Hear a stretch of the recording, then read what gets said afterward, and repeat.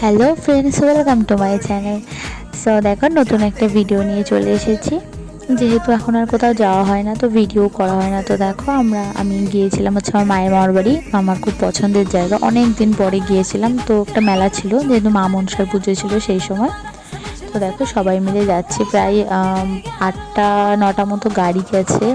মানে আমরা সবাই মিলে একসাথে গেছি, যেহেতু অনেক লোক, 30-35 জন লোক, আবার দুটো টোটোতেও গেছে সবাই মিলে।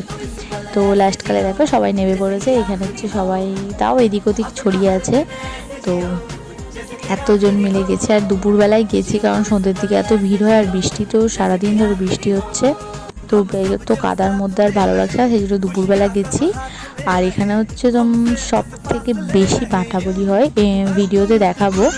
তো ওই খোপ খোপ করা আছে, ওগুলোর ভেতরে হয়। আর অনেক মানে মা মনসার অনেক মূর্তি আছে, তো দেখতে ভালো লাগলো। অনেক বছর পর গেলাম, কয়েক বছর যাওয়া হয়নি। আগে তো প্রতি বছর যেতাম। তো আমার ভীষণ ভালো লাগে। এই দেখো, তো আজকের ভিডিওটা এখানেই শেষ, একদম ছোট্ট ভিডিও। টাটা।